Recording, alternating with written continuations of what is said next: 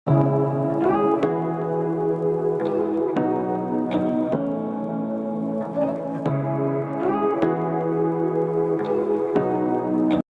167 di ambang kematian.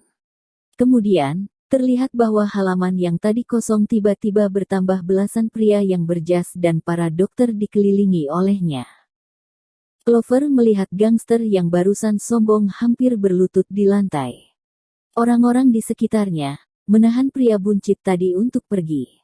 Dia berbalik badan dan berjalan kembali ke depan Clover. Semua lemak terjepit di wajah yang memang gemuk. Dia tersenyum.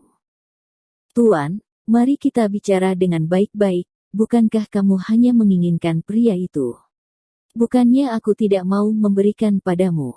Gangster itu mengatakan tersebut, kemudian menundukkan kepala dan menggelengnya, lalu dia berbicara lagi. "Ini benar-benar karena sudah diperintah dengan sengaja oleh seseorang untuk tidak melepaskannya. Apakah orang yang kamu katakan merupakan wanita bernama Gabriel?" Clover masih membawa secercah harapan ketika menanyakannya. Namun, ketika dia melihat wajah pria itu dengan sangat jelas terkejut, dia memejamkan mata dan menatap Devan. "Apakah kamu benar-benar mencari tahu bahwa dia pernah menyelamatkanmu saat kecil?" Bahasanya ironis. Wanita yang berhati kejam seperti itu bisa menyelamatkan nyawa orang. Ya, dia hanya bisa menjelaskan pada dirinya sendiri, sifat manusia selalu baik pada awalnya.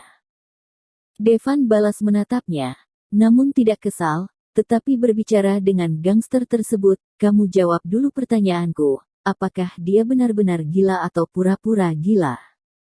Clover menutupi mulutnya dan memandang Devan dengan sangat luar biasa.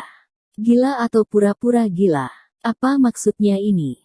Pria buncit itu mundur beberapa langkah dan menoleh ke dokter lain yang berdiri di sebelahnya, kemudian menepuk kepala dokter itu. "Orang kaya bertanya padamu. Ayo kamu jawab." Orang yang ditepuk adalah orang yang baru saja memerintahkan membawa Gary masuk. Hanya terlihat dia menundukkan kepalanya dan memegang folder di tangannya sedikit lebih erat ke dalam lengannya. "Bos, tapi Nona Gabriel itu. Kamu benar-benar tidak melihat situasi ini ya, Nona Gabriel apalagi yang dipedulikan. Cepat katakan apa yang ingin diketahui tuan ini, kamu katakan saja yang sebenarnya." Pria buncit itu berteriak dan sambil memukul dokternya. Clover menatap Devan dalam sekejap mata, matanya lebih banyak kekaguman. Gangster-gangster ini dengan jelas bisa dilihat bahwa tidak bisa diselesaikan dengan uang. Jika hanya memberikan mereka uang, maka dengan sifat mereka, mungkin hanya bisa terjadi pemerasan atau keserakahan. Mengeluarkan uang belum tentu dapat membawa Gary pergi hari ini. Oleh karena itu, saat Devan baru saja tiba di kota Seroja, langsung pergi menyewa sekelompok orang bayaran terlebih dahulu. Hasilnya benar-benar lebih dari separuh usahanya. Walaupun dia kelihatannya bingung, tetapi menurut pengamatanku terhadapnya, penyakitnya sebenarnya sudah sembuh tidak lama kemudian setelah datang ke sini. Namun dia sangat aneh, jelas penyakitnya sudah sembuh, tapi jika ada orang datang selalu pura-pura sakit. Dokter mengatakan ini dan tanpa sadar menatap ke Devan. "Bahkan jika kalian ingin menjemputnya, saya pikir belum tentu dia akan bersedia untuk pergi denganmu. Dia jelas tidak ingin pergi dari sini." Clover mendengar ini dan terkejut. Tempat ini, jangankan masalah mental, bahkan orang yang sehat. Ketika sampai di sini dan diperkirakan dalam lingkungan ini setiap hari, yang tidak gila pun bisa jadi gila. Namun, mengapa Gary tidak mau pergi dari sini? Sekarang dia sudah sembuh, maka dia tetap bisa kembali ke rumahnya dan kembali menjadi tuan rumah. Sungguh menakjubkan bahwa dia tidak ingin meninggalkan ini. Belakangan terbukti ternyata dokter itu tidak berbohong. Ketika Gary mendengar bahwa mereka datang untuk menjemputnya, dia memukul kepalanya seperti orang gila untuk memaksa Clover tidak membawanya pergi. Clover takut menyakitinya sehingga harus berkompromi lagi dan lagi. Clover memikirkan jika tidak bisa menggunakan cara keras, maka dia menggunakan cara lembut, tetapi dia belum sempat berbicara. Gary sudah berteriak, sehingga ia tidak memiliki kesempatan untuk berbicara.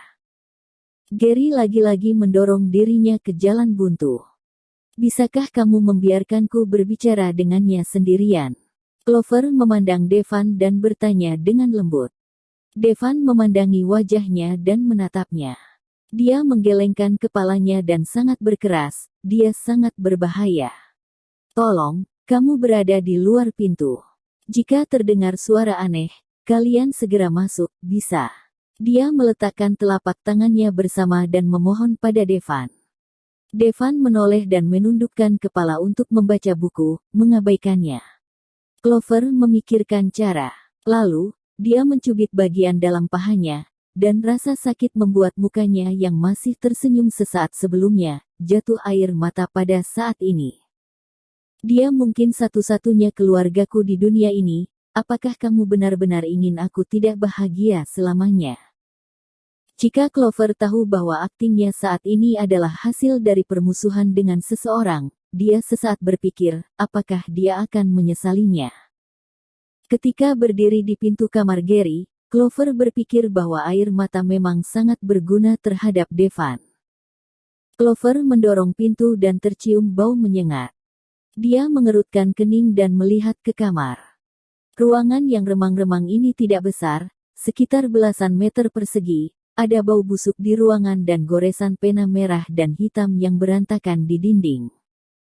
Tata letaknya sangat sederhana, tempat tidur, sofa kulit tunggal yang jelas tersobek, dan meja biasa. Satu-satunya yang ada di ruangan ini yang lengkap mungkin adalah ranjang kayu yang ia tiduri. Terdapat selimut hitam di atasnya. Di dekat plafon ada jendela yang sempit. Sanatorium. Oh, kondisi ini untuk istirahat dan pemulihan, lebih tidak enak didengar, lingkungan sel penjara pun lebih baik daripada ini. Namun, dalam lingkungan seperti ini, Gary tinggal selama 2 tahun lebih dan tidak mau pergi. Mengapa? Pandangannya kembali melihat Gary. Ketika dia baru saja mendorong pintu, Gary melompat dari tempat tidur ke lantai dengan bertelanjang kaki, memegangi lengannya dan berlutut di sudut dinding. Rambutnya yang panjang dan berantakan mengarah ke bawah dan menutupi setengah matanya, jadi, meskipun dia sedang memperhatikan dirinya sendiri saat ini, Clover tidak bisa melihat tatapan matanya. Clover maju 2 langkah ke arahnya. Gary tidak bereaksi terhadapnya. Clover senang dalam hatinya dan mendekati 2 langkah lagi, dan Gary masih juga sangat tenang. Clover tanpa sengaja melupakan instruksi Devan untuk tidak terlalu dekat dengan Gary. Pada saat ini, pria di depannya yang memiliki keturunan yang sama dengan dia merupakan saudara laki-lakinya dia, pria yang memiliki hubungan hati dengannya.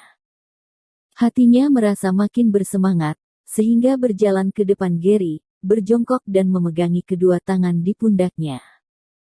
Clover membuka mulut dan ingin memanggilnya kakak, tetapi suaranya belum dikeluarkan, pria di depannya memegang lehernya dan mengencangkan seketika.